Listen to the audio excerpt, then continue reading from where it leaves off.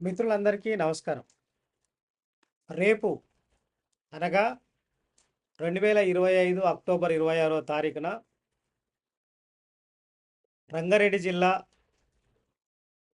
ఇబ్రాహీంపట్నం ప్రాంతంలో పేదల హక్కుల కోసం, భూ సమస్యల పరిష్కారం కోసం, పేదలకు భూములు దక్కాలని తెగించి పోరాడినటువంటి విప్లవ యోధులు కామ్రేడ్ మహబూబ్ పాషా, కామ్రేడ్ నరహరి గారు లా 36వ వర్ధంతి రేపు ఇబ్రాహీంపట్నంలో అంబేద్కర్ చౌరస్తాలో జరుగుతుంది.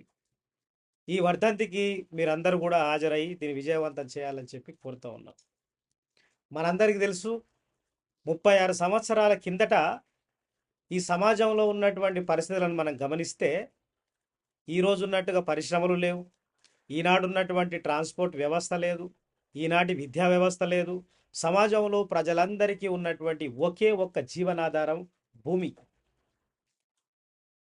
లక్షలాది ఎకరాల భూములు, కొద్ది మంది పిడికెడు మంది చేతులలో ఉన్నటువంటి భూములను పేదలందరికీ పంచాలి అన్నటువంటి నినాదాన్ని ముందుకు తీసుకొచ్చినటువంటిది తెలంగాణ సాయుధ రైతాంగ పోరాటం. ఈ తెలంగాణ సాయుధ రైతాంగ పోరాటమే ఈరోజు దేశంలో ఉన్నటువంటి అనేక భూ సంస్కరణల చట్టాలకు కారణమైంది. ఈరోజు తెలంగాణలో ఉన్నటువంటి ప్రొటెక్టెడ్ టెనెంట్ చట్టం కావచ్చు, సీలింగ్ భూముల చట్టం కావచ్చు, అసైన్మెంట్ భూముల చట్టం కావచ్చు, ఈ చట్టాలన్నీ కూడా తెలంగాణ సాయుధ రైతాంగ పోరాటం మూలంగా వచ్చినటువంటివే. తెలంగాణ సాయుధ పోరాట యోధుడైనటువంటి కామ్రేడ్ కాచం కృష్ణమూర్తి గారి నాయకత్వాన రంగారెడ్డి జిల్లా ఇబ్రాహీంపట్నం ప్రాంతంలో అనేకమైనటువంటి భూ పోరాటాలు కొనసాగినాయి.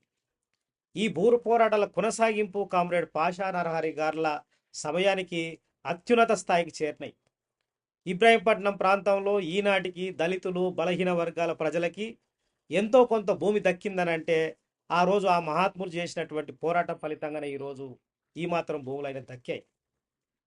ఆ రోజు సీలింగ్ చట్టాన్ని పకడ్బందీగా అమలు చేయాలని, లేకపోతే ప్రొటెక్టెడ్ టెనెంట్ చట్టాన్ని అమలు చేయాలని చెప్పి, భూములు లేనటువంటి పేదలకు అసైన్మెంట్ భూములు ఇవ్వాలని, ఖరీజు ఖాతా భూములను పంచాలని, ఇలా ఆ రోజు సమాజానికి జీవనాధారంగా ఉన్నటువంటి భూ పంపిణీకి సంబంధించినటువంటి అనేక భూ పోరాటాలని నడిపింది కామ్రేడ్ మహబూబ్ పాషా నరహరి గారు. ఈ భూ పోరాటాల ఫలితంగా అనేక మంది భూస్వాములందరూ ఏకమయ్యి రాజకీయ పార్టీలకు